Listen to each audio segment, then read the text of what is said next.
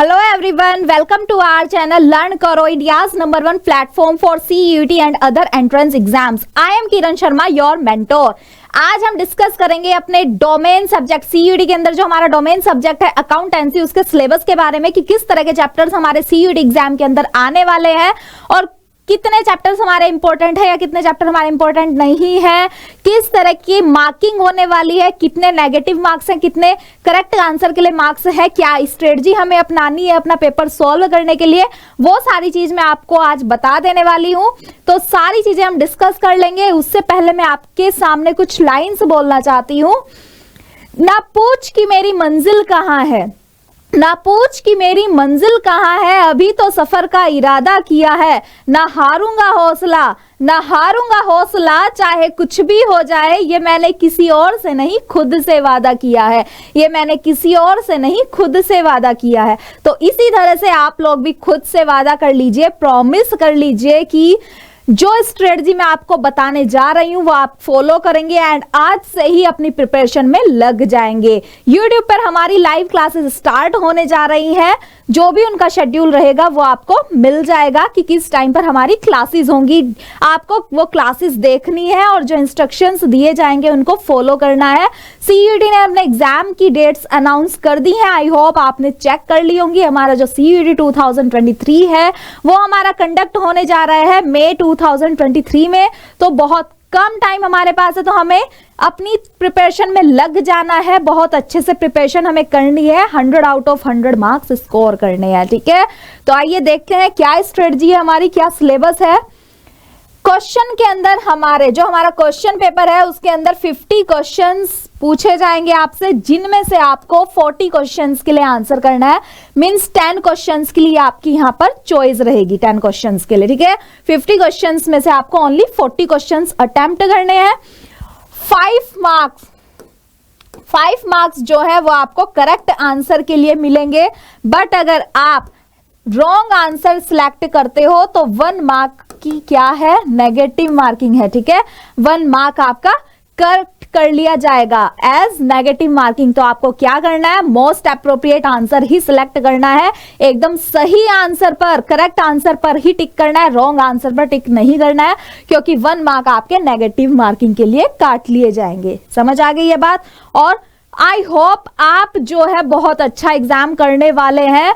I hope आपकी जो preparation होगी वो बहुत अच्छी होगी। आप रॉन्ग आंसर सिलेक्ट नहीं करेंगे, आपको चांस ही नहीं मिलेगा रॉन्ग आंसर सिलेक्ट करने का, आपकी प्रिपरेशन इतनी अच्छी हो जाने वाली है। ठीक है, तो आइए देखते हैं कौन से चैप्टर्स हमारे आने वाले हैं अकाउंटेंसी के अंदर। और एक चीज मोस्ट इंपॉर्टेंट मैं आपको बता देती हूं कि यहां पर क्या है, सीयूटी के अंदर हमें नहीं बताया गया है कि किस चैप्टर में से कितने मार्क्स के क्वेश्चंस आपसे पूछे जाने वाले हैं। ठीक है, तो यहाँ हमारे लिए सभी चैप्टर्स मोस्ट इंपॉर्टेंट है, सभी चैप्टर्स को हमें इक्वल इंपॉर्टेंस देनी है, किसी भी चैप्टर को स्किप नहीं करना है। ठीक है, जो हमारे बोर्ड एग्जाम होते हैं उसके अंदर क्या होता है, हमें बता दिया जाता है कि 9 मार्क्स के क्वेश्चन इस चैप्टर से आने वाले हैं, 5 मार्क्स के क्वेश्चन इस चैप्टर से आने वाला है, 3 मार्क्स के क्वेश्चन इस चैप्टर से आएंगे। बट सीयूटी के अंदर ऐसा कुछ भी नहीं है। यहाँ जैसे कि हम कंपैरिजन अगर करें अपने प्रीवियस ईयर्स के क्वेश्चंस का, किसी चैप्टर में से 9 मार्क्स का पूछा है, उससे नेक्स्ट पेपर में 5 मार्क्स का पूछा है उस चैप्टर में से, मींस कोई कंफर्मेशन नहीं है। हो सकता है पूरा 50 मार्क्स का पेपर एक ही चैप्टर में से बना दिया जाए, और हो सकता है 10 मार्क्स का एक चैप्टर में से बना दिया जाए, 20 का एक में से बना दिया जाए, या सभी चैप्टर में से तो थोड़ा थोड़ा बनाया जाए। ठीक है, ऐसी कोई कंफर्मेशन नहीं है, तो इसलिए आपको अपने पूरे चैप्टर्स बहुत अच्छे से करने हैं। MCQ बेस्ड आपका एग्जाम होएगा, मींस जो क्वेश्चन सीयूटी एग्जाम में आपसे पूछे जाएंगे वो ओनली MCQ बेस्ड क्वेश्चन होंगे। आपको पूरे बैलेंस शीट नहीं बनानी है या पूरे अकाउंट्स वहां पर नहीं बताने हैं। किसी पर्टिकुलर कंडीशन के बारे में आपसे पूछ लिया जाएगा कि हाँ इस कंडीशन में क्या जनरल एंट्री हमें पास करनी है, या इस कंडीशन में क्या हमारा आंसर रहने वाला है। इस तरह के छोटे छोटे क्वेश्चन आपसे पूछे जाएंगे, बड़ी बैलेंस शीट आपको नहीं बनानी होगी। ठीक है, तो आइए देख लेते हैं कौन कौन से चैप्टर्स हमारे आने वाले हैं सीयूटी के अंदर। फर्स्ट जो हमारा चैप्टर है आपकी क्लास 12th में, फर्स्ट चैप्टर है accounting not for profit organisation, जिसको सीयूटी ने यूनिट 1 का नेम दे दिया है। एक अकेली यूनिट बनाई है सीयूटी ने, यूनिट 1, जिसको नेम दिया है accounting not for profit organisation. इसके अंदर क्या क्या पॉइंट्स है, नॉट फॉर प्रॉफिट ऑर्गेनाइजेशंस के मीनिंग एंड एग्जांपल्स आ रहे हैं कि नॉट फॉर प्रॉफिट ऑर्गेनाइजेशन का क्या मीनिंग होता है, किस तरह के ऑर्गेनाइजेशंस हमारे नॉट फॉर प्रॉफिट ऑर्गेनाइजेशन के अंदर आते हैं। रिसीट्स एंड पेमेंट अकाउंट हमें यहाँ बनाना है, किस तरह क्या होता है रिसीट एंड पेमेंट अकाउंट, किस तरह से हमें बनाना है, fund based accounting, non fund based accounting, वो सारी चीज हमें यहाँ पर पढ़नी है। इनकम एंड एक्सपेंडिचर अकाउंट किस तरह से प्रिपेयर करेंगे, बैलेंस शीट किस तरह से प्रिपेयर करेंगे एडिशनल इंफॉर्मेशन के साथ में, वो सारी चीजें हमें यहाँ पढ़नी है। जो हमारा नॉट फॉर प्रॉफिट ऑर्गेनाइजेशन होता है इसके अंदर हमें मेजर 3 अकाउंट्स बनाने होते हैं, receipt and payment account, income and expenditure account and balance sheet. Income and expenditure account and balance sheet जो हम बनाते हैं वो हम रिसीट एंड पेमेंट की हेल्प से बनाते हैं, ठीक है। तो इस चैप्टर को हमें बहुत अच्छे से करना है, ये हमारी यूनिट 1 है, ठीक है। नेक्स्ट चैप्टर देखते हैं, अकाउंटिंग फॉर पार्टनरशिप। हमारी जो यूनिट 2 है उसका नेम है अकाउंटिंग फॉर पार्टनरशिप, ठीक है। तो इसके अंदर हमारा nature of partnership firm, partnership firm किस तरह की होती है, पार्टनरशिप डीड क्या होती है, क्या उसकी इंपॉर्टेंस होती है, वो सब पढ़ना है। कौन कौन से फाइनल अकाउंट्स हमें पार्टनरशिप के अंदर प्रिपेयर करने होते हैं, fixed, fluctuating capital, division of profit कैसे करेंगे पार्टनर्स में, profit and loss appropriation account किस तरह से मेंटेन करते हैं, क्यों मेंटेन करते हैं, वो सारी चीजें हमें डिटेल से पढ़नी है चैप्टर के अंदर। बहुत अच्छा चैप्टर है हमारा, क्लास 12th में इसको बहुत इंपॉर्टेंस दी जाती है क्योंकि ये काफी बड़ा चैप्टर हो जाता है, बट ये बहुत अच्छा चैप्टर भी है हमारा, ठीक है। बट सीयूटी के अंदर तो हमारे सारे ही चैप्टर्स इंपॉर्टेंट हैं, ठीक है। तो ये सारी चीजें हमें पढ़नी है अपने अकाउंटिंग फॉर पार्टनरशिप के अंदर जो हमारी यूनिट 2 है। अब बात करेंगे यूनिट 3 के बारे में जिसको नेम दिया गया है रिकॉन्स्टिट्यूशन ऑफ पार्टनरशिप, कि पार्टनरशिप का रिकॉन्स्टिट्यूशन के बारे में आपको पता होगा जब हमारा पार्टनरशिप का एग्रीमेंट क्लोज हो जाता है और न्यू एग्रीमेंट बनाया जाता है उसको हम बोलते हैं रिकॉन्स्टिट्यूशन ऑफ पार्टनरशिप। अब देखिए जो हमारे कुछ चैप्टर्स हैं, हमारे 3 चैप्टर्स हैं, change in profit sharing ratio, admission of a partner, retirement और डेथ ऑफ अ पार्टनर, ये हमारे 3 चैप्टर्स होते हैं।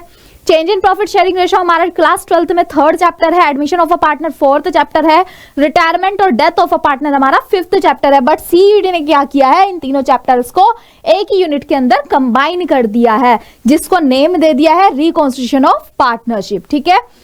जो हमारा चैप्टर है change in profit sharing ratio, इसके अंदर हमें क्या निकालना होता है, sacrificing ratio and gaining ratio हमें यहाँ पर फाइंड आउट करना होता है, क्योंकि जब प्रॉफिट शेयरिंग रेशियो चेंज होता है तो किसी पार्टनर को गेन होता है और किसी पार्टनर को सैक्रिफाइस करना होता है, ठीक है।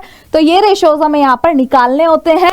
अकाउंटिंग की जाती है revaluation of assets and liabilities की, distribution of reserves and accumulated profit की, एसेट्स एंड लायबिलिटीज की रिवैल्यूएशन कैसे करनी है उसकी अकाउंटिंग ट्रीटमेंट हमें यहाँ पर देखनी है। जो हमारा रिजर्व्स और एक्यूमुलेटेड प्रॉफिट होता है उनका डिस्ट्रीब्यूशन कैसे करेंगे वो सारी चीज देखनी है। गुडविल क्या होती है, क्या नेचर है, क्या फैक्टर अफेक्टिंग है, क्या मेथड है वैल्यूएशन के, एवरेज प्रॉफिट मेथड कैसे कैलकुलेट करते हैं, सुपर प्रॉफिट कैसे कैलकुलेट करेंगे, मल्टीप्लाई कैपिटलाइजेशन मेथड, ये सब चीजें हम कैसे कैलकुलेट करते हैं वो सब हमें अपने change in profit sharing ratio वाले पार्ट के अंदर क्लियर कर लेना है, ठीक है। उसके बाद में हमारा आता है admission of a partner. Admission of a partner क्या होता है, जब कोई न्यू पार्टनर हमारी फर्म के अंदर एंटर करता है, ठीक है, उसको हम एडमिशन ऑफ अ पार्टनर बोलते हैं। Effect of admission of a partner, admission of a partner होने से हमारे फर्म पर क्या इफेक्ट पड़ेगा, हमारी पार्टनरशिप पर क्या इफेक्ट पड़ता है वो सब देखना है। Change in profit sharing ratio, the accounting treatment for goodwill, जो अकाउंटिंग ट्रीटमेंट होती है गुडविल के लिए, revaluation of assets and liabilities, reserves and adjustment of Capitals, ठीक है। ये सारी चीजें हमें देखनी है एडमिशन ऑफ अ पार्टनर के केस में। नेक्स्ट हमारा आता है रिटायरमेंट और death of a partner. Partner का रिटायरमेंट जब होता है, डेथ हो जाती है उसकी, ठीक है, तो उस टाइम पर भी हमें change in profit sharing ratio calculate करना होता है। अकाउंटिंग ट्रीटमेंट गुडविल के लिए, कि जब कोई पार्टनर फर्म को छोड़ करके जा रहा है, गुडविल की ट्रीटमेंट हम कैसे करेंगे, revaluation of assets and liabilities कैसे करेंगे, एडजस्टमेंट कैसे करेंगे, एक्यूमुलेटेड प्रॉफिट और रिजर्व्स की, ठीक है।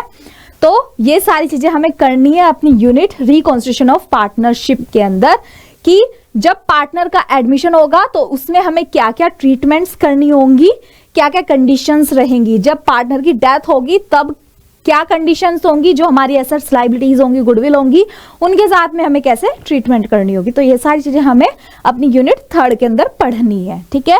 बात करेंगे यूनिट 4th की, जिसको नेम दिया गया है डिसोल्यूशन ऑफ पार्टनरशिप फर्म, जो हमारा 6th चैप्टर है अकाउंटेंसी के अंदर, जो हमारा एक यूनिट बना है, यूनिट 4th। ठीक है, डिसोल्यूशन ऑफ पार्टनरशिप फर्म के अंदर क्या होता है कि जो हमारी फर्म होती है, पार्टनरशिप फर्म होती है, वो क्लोज हो जाती है, उसका एंड होता है। ठीक है, तो उस टाइम पर जितने भी अकाउंट्स होते हैं उनका सेटलमेंट किया जाता है, जितने भी पार्टनर्स होते हैं उनकी जो कैपिटल्स, ड्रॉइंग्स, जो भी मतलब उनका लोन होता है या आउटसाइड क्रेडिटर्स जो होते हैं, सारा कुछ सेटल ऑफ कर दिया जाता है, क्योंकि फर्म क्या हो रही है, क्लोज हो रही है।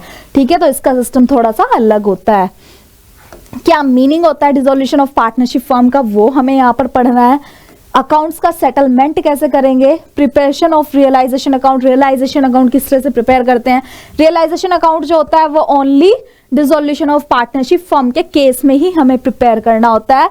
एंड रिलेटिंग अकाउंट्स, जो उससे रिलेटेड अकाउंट्स होंगे वो भी हमें सारे यहाँ पर प्रिपेयर करने होंगे। ठीक है, तो डिसोल्यूशन ऑफ पार्टनरशिप फर्म में क्या होता है, फर्म का क्लोजर होता है। ठीक है, नेक्स्ट हमारी 5th यूनिट आती है जिसका नेम है accounting for share and debenture capital. अब जो हमारी बुक होती है कंपनी की, उसके अंदर हमारे 2 चैप्टर्स होते हैं, issue of shares and issue of debentures. ठीक है, उन दोनों चैप्टर्स को भी सीयूईटी ने यहाँ कंबाइन कर दिया है एक अकेली यूनिट में, जिसका नेम बताया गया है accounting for share and debenture Capitals. ठीक है, तो इसके अंदर क्या करना है, शेयर कैपिटल क्या होता है, क्या उसका मीनिंग है, क्या नेचर है एंड क्या टाइप्स हैं शेयर कैपिटल के, वो हमें यहाँ देखने हैं। अकाउंटिंग कैसे करेंगे शेयर कैपिटल के लिए, issue and allotment of equity and preference shares, equity shares को और प्रेफरेंस शेयर्स को कैसे इश्यू करेंगे और कैसे अलॉटमेंट करेंगे उनका। ठीक है, ओवर सब्सक्रिप्शन क्या होता है एंड अंडर सब्सक्रिप्शन क्या होता है, issue at par, issue at premium, issue at discount, ये सब क्या होता है, इनमें क्या कंडीशंस रहती हैं, कैसे इनकी जर्नल एंट्रीज की जाती है, क्या क्या ट्रीटमेंट्स होती हैं, वो सब हमें यहाँ पढ़नी है। कॉल इन एडवांस क्या होता है, कॉल इन एरियर्स क्या होता है, issue of shares for consideration other than cash. ठीक है, कैश से other than, issue of shares जो किया जाता है कैश से अलावा भी किसी चीज के लिए किया जाता है, क्या होती है वो, जैसे कि हमारी एसेट्स होती हैं। ठीक है, या कोई बिजनेस परचेज कर रहे हैं उसके लिए। फॉरफीचर ऑफ शेयर कैसे किया जाता है, अकाउंटिंग ट्रीटमेंट क्या होती है फॉरफीचर ऑफ शेयर में, री इशू कैसे करते हैं फॉरफीचर शेयर को, प्रेजेंटेशन कैसे करते हैं शेयर एंड डिबेंचर्स कैपिटल की कंपनीज बैलेंस शीट के अंदर, जो कंपनी की बैलेंस शीट होती है उसमें हम शेयर्स एंड डिबेंचर्स कैपिटल के लिए प्रेजेंटेशन कैसे करते हैं। जो हमारी कंपनी होती है, कंपनी की बैलेंस शीट जो है वो थोड़ी सी अलग होती है। ठीक है, तो उसके लिए हम कैसे प्रिपरेशन करते हैं, कैसे प्रेजेंट करते हैं कंपनी की बैलेंस शीट को, वो हमें यहाँ देखना है। तो ये सारी ट्रीटमेंट हमें इस चैप्टर के अंदर देखनी है। कुछ और पार्ट है इसका, जैसे कि इश्यू ऑफ डिबेंचर। ठीक है, इश्यू ऑफ डिबेंचर हमारा अलग से चैप्टर है जो कि इस यूनिट के अंदर कंबाइन कर दिया है। डिबेंचर्स को at par, at premium, at discount कैसे इशू करते हैं, issue of debenture for consideration other than cash, other than cash के लिए कैसे इशू करते हैं डिबेंचर्स को, रिडम्पशन कैसे करते हैं डिबेंचर्स का out of proceed of fresh issue, accumulated profit and sinking funds. ठीक है, तो ये सारी ट्रीटमेंट्स भी हमें इसी यूनिट के अंदर पढ़नी है, जो हमारी यूनिट है। समझ में आ गया आपको क्या करना है, issue of shares and issue of debentures का भी पूरा चैप्टर हमें यहाँ करना है। नेक्स्ट हमारी यूनिट आती है यूनिट 6, जिसको नेम दिया गया है एनालिसिस ऑफ फाइनेंशियल स्टेटमेंट। ठीक है, analysis of financial statement, financial statement की हमारी अलग से एक बुक है।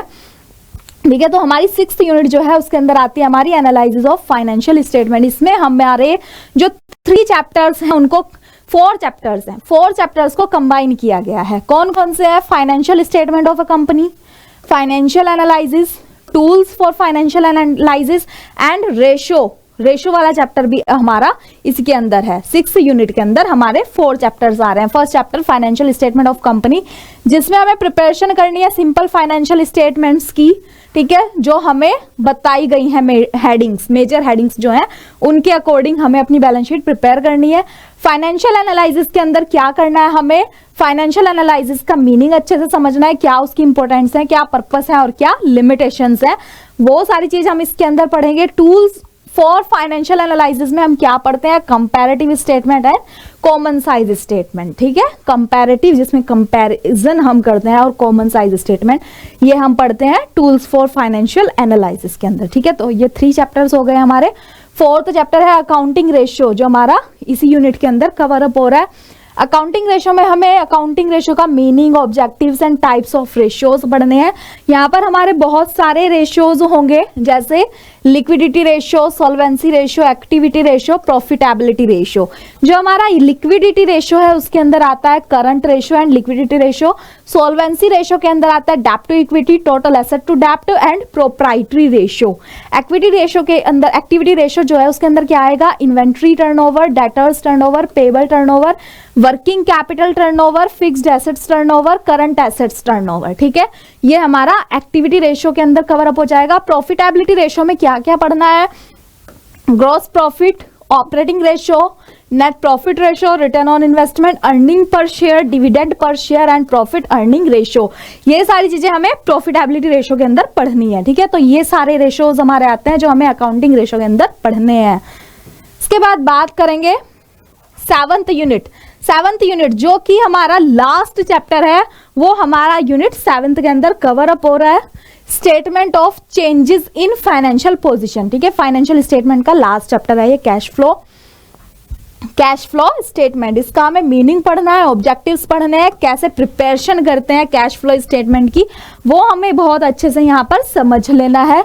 Adjustment related to depreciation, depreciation से रिलेटेड एडजस्टमेंट कैसे करेंगे कैश फ्लो स्टेटमेंट में, dividend and taxes, sale purchase of non current assets. ठीक है, ये सारी चीजें हमें पढ़नी है अपने कैश फ्लो स्टेटमेंट के अंदर कि कैश फ्लो स्टेटमेंट क्या होती है, कैसे हमें इसे प्रिपेयर करना है, क्या क्या चीजें इसके अंदर रिकॉर्ड करेंगे, वो सब हमें यहाँ अच्छे से पढ़ना है। ठीक है, उसके बाद मेजर टॉपिक आता है कंप्यूटराइज्ड अकाउंटिंग सिस्टम। जो हमारा कंप्यूटराइज्ड अकाउंटिंग सिस्टम होता है, क्लास 12th में क्या होता है, सीबीएसई ने जो है वो क्या किया है, इसके लिए ऑप्शनल कर दिया है कंप्यूटराइज्ड अकाउंटिंग सिस्टम को। बहुत से बच्चे होते हैं जो कंप्यूटराइज्ड अकाउंटिंग सिस्टम को लेते ही नहीं है। ठीक है, और क्योंकि सीबीएसई की साइड से ऑप्शनल है ये, और बहुत सारे बच्चे इसको लेते हैं as a subject, means as a part of syllabus.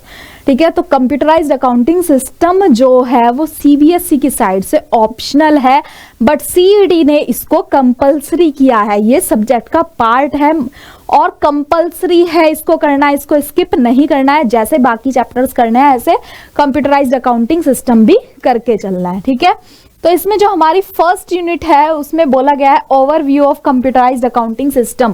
First unit का नेम है overview of computerised accounting system, जिसमें हमें इसके कंसेप्ट को क्लियर करना है, क्या टाइप्स होते हैं कंप्यूटराइज्ड अकाउंटिंग सिस्टम के वो अच्छे से पढ़ने हैं, फीचर्स क्या होते हैं कंप्यूटराइज्ड अकाउंटिंग सिस्टम के एंड क्या इसका स्ट्रक्चर होता है, ये सारी चीजें हमें अच्छे से पढ़ लेनी है अपनी यूनिट फर्स्ट के अंदर। उसके बाद हमारी यूनिट सेकंड है जिसका नेम है यूजिंग कंप्यूटराइज्ड अकाउंटिंग सिस्टम, कि हम कंप्यूटराइज्ड अकाउंटिंग सिस्टम को किस तरह से यूज करते हैं। Steps in installation of CS, preparation of chart of accounts, codification and hierarchy of account heads. ठीक है, तो किस तरह से हम इसकी इंस्टॉलेशन करते हैं, कैसे इंस्टॉल करते हैं सीएस को, कंप्यूटराइज्ड अकाउंटिंग को, प्रिपरेशन कैसे करते हैं, क्या अकाउंट्स बनाते हैं, किस तरह से अकाउंट्स प्रिपेयर करते हैं हम सीएस के अंदर। ठीक है, ये सारी चीजें हमें पढ़नी है, क्या इसके अकाउंट्स हैं। डेटा एंट्री कैसे करेंगे, डेटा वैलिडेशन कैसे करेंगे एंड डेटा वेरिफिकेशन कैसे करेंगे, वो भी अच्छे से पढ़ना है। एडजस्टिंग एंट्रीज क्या होंगी, प्रिपरेशन कैसे करेंगे फाइनेंशियल स्टेटमेंट्स की, क्लोजिंग एंट्रीज, ओपनिंग एंट्रीज, ये सब पढ़ना है। सिक्योरिटी क्या होती है सीएस के लिए, and security features are generally available in CS, and CS के अंदर क्या सिक्योरिटी फीचर्स अवेलेबल होते हैं वो सब भी पढ़ना है। ठीक है, तो ये हमारी यूनिट सेकंड है जो हमें बता रही है कि कंप्यूटराइज्ड अकाउंटिंग सिस्टम को किस तरह से यूज किया जाता है, उसके बारे में हमें प्रॉपर डिटेल देती है कि किस तरह से उसके अंदर हमें डेटा एंट्री करनी है, कैसे डेटा वेरिफिकेशन करना है, वैलिडेशन कैसे करना है, एडजस्टिंग एंट्री करनी है कैसे करनी है, इंस्टॉलेशन कैसे करनी है, इसकी हमें वो सारी चीजें हमें ये चैप्टर अच्छे से समझा देगा। यूनिट थर्ड की बात करेंगे, accounting using database management system. Accounting treatment किस लिए, डेटाबेस मैनेजमेंट सिस्टम को यूज करने के लिए। डेटाबेस मैनेजमेंट सिस्टम क्या होता है उसका कंसेप्ट हम यहां पर क्लियर करेंगे कि क्या होता है डेटाबेस मैनेजमेंट सिस्टम, क्या उसके ऑब्जेक्टिव्स होते हैं, क्या टेबल्स इसकी होती है, क्या क्वेरीज होती हैं, क्या फॉर्म्स होती हैं और क्या रिपोर्ट्स होती हैं इसके अंदर। ठीक है, ये सारी चीज पढ़ेंगे इसके अंदर। Creating data tables for accounting, इसकी अकाउंटिंग के लिए हमें डेटा टेबल्स किस तरह से क्रिएट करनी है, क्या क्वेरीज यूज करनी है? Forms, report for generating account information, application of DBMS in generating accounting information such as share holder record कैसे रखना है हमें डेटाबेस मैनेजमेंट के अंदर, सेल्स रिपोर्ट कैसे आती है, कस्टमर्स प्रोफाइल क्या होती है, सप्लायर्स प्रोफाइल कैसी होती है, एम्प्लॉयज प्रोफाइल कैसी होती है, और पेटी कैश रजिस्टर हमें कैसे मेंटेन करना होता है या क्या होता है। पेटी कैश रजिस्टर के बारे में आपने क्लास 11th में भी पढ़ा होगा, ठीक है। तो ये सारी चीजें हमारी आ जाती हैं accounting using database management system के अंदर, जो कि हमें अच्छे से पढ़नी है, जिससे हमारा पूरा कंसेप्ट क्लियर हो जाएगा। यूनिट 4 क्या कह रही है? Accounting application of electronic spreadsheet. जो हमारी इलेक्ट्रॉनिक स्प्रेडशीट है उसमें अकाउंटिंग एप्लीकेशन, ठीक है, अकाउंटिंग एप्लीकेशंस जो होती हैं इलेक्ट्रॉनिक स्प्रेडशीट के बारे में, उसके बारे में अच्छे से पढ़ना है। क्या उसका कंसेप्ट होता है, क्या क्या फीचर्स ऑफर्ड किए गए हैं इलेक्ट्रॉनिक स्प्रेडशीट के लिए, applications of electronic spreadsheet in generating accounting information, कौन कौन सी एप्लीकेशंस अवेलेबल है हमारे लिए, preparing depreciation schedule, depreciation schedule किस तरह से प्रिपेयर करेंगे, लोन रिपेयरमेंट शेड्यूल कैसे प्रिपेयर करेंगे, payroll accounting and other such company, ठीक है। तो ये सारा कंसेप्ट हम क्लियर करेंगे किसके बारे में? इलेक्ट्रॉनिक स्प्रेडशीट के बारे में, कि इलेक्ट्रॉनिक स्प्रेडशीट होती क्या है, क्या उसके अंदर किया जाता है, ठीक है। तो ये सारा हमारा सिलेबस है जो कि हमने अच्छे से पढ़ लिया है, समझ लिया है कि क्या क्या चीज हमारे सीयूडी एग्जाम के अंदर आने वाली है। तो हमें क्या करना है, सारे चैप्टर्स अपने डिटेल से पढ़कर चलने हैं, बहुत अच्छे से पढ़ लेने हैं सारे चैप्टर्स, और फिर इनके अकॉर्डिंग हमें अपने एमसीक्यू क्वेश्चंस देखने हैं कि किस तरह के एमसीक्यू क्वेश्चंस हमारे एग्जाम में आने वाले हैं। तो वो सारी प्रिपरेशन मैं आपको करा देने वाली हूँ, बहुत अच्छी प्रिपरेशन आपकी होगी और आप 100 आउट ऑफ 100 स्कोर करेंगे, ठीक है। तो आपको क्या करना है, सबसे पहले हमारी ये लर्न करो लाइव लर्निंग ऐप है, जिसको आपको प्ले स्टोर में जाकर के इंस्टॉल कर देना है। इंस्टॉल करने के बाद में इस तरह की पिक्चर आपके सामने आएगी। इसके अंदर जो है हमारी डेमो क्लासेस हैं जो आप फ्री में देख सकते हैं। डेमो क्लासेस आप देख सकते हैं जो जनरल टेस्ट के बारे में है, ठीक है, इंग्लिश की लैंग्वेजेस की क्लासेस है, वो हमारी फ्री डेमो क्लासेस हैं। पेड बैच में जब आप आ जाएंगे, आपको एनरोल करना है पेड बैचेस के लिए, तो उसमें आपको हमारी डोमेन की सारी क्लासेस मिलेंगी, फ्री मॉक टेस्ट मिलेंगे, ई बुक्स मिलेंगी, ठीक है। और पेड बैचेस में आप अगर फिजिकल बुक्स भी लेंगे तो आपको फिजिकल बुक्स भी प्रोवाइड कराई जाएंगी, 15 बुक्स आपको प्रोवाइड कराई जाएंगी, मॉक टेस्ट भी मिलेंगे। तो आप जल्दी से क्या कीजिए, लर्न करो, लाइव लर्निंग ऐप को इंस्टॉल कर लीजिए प्ले स्टोर में जाकर के। और ये हमारा टेलीग्राम चैनल है जिसका नेम है गोकुल विद गोकुल छाबड़ा। इसमें हमारी सारी नोटिफिकेशंस आपको मिलती हैं, तो इसको ज्वाइन कर लीजिएगा। लाइव क्लास के बारे में या कोई भी अनाउंसमेंट अगर किया जाता है तो वो सब चीजें आपको हमारे इस टेलीग्राम चैनल पर देखने के लिए मिलेंगी, तो इसको ज्वाइन कर लीजिएगा। और ये हमारा चैनल है गोकुल छाबड़ा के नाम से, ठीक है। जितनी भी हमारी लाइव क्लासेस हैं वो यहीं होने वाली हैं, यूट्यूब लाइव क्लासेस। तो जल्दी से इसको सब्सक्राइब कर लीजिए, ज्वाइन कर लीजिए, जिससे कि आपको आने वाली सभी क्लासेस का नोटिफिकेशन मिल जाए, ठीक है। तो जल्दी से सब्सक्राइब कर लीजिएगा हमारे चैनल को, ताकि आने वाली सभी क्लासेस की आपको नोटिफिकेशन मिलती रहे, सारा शेड्यूल आपको पता लग जाए, ठीक है। तो जल्दी से इसको कर लीजिए, ठीक है। यही इंफॉर्मेशन मुझे आपको देनी थी, सिलेबस मैंने आपको अच्छे से समझा दिया है। अब हम मिलेंगे अपनी लाइव क्लास के अंदर। Thank you very much.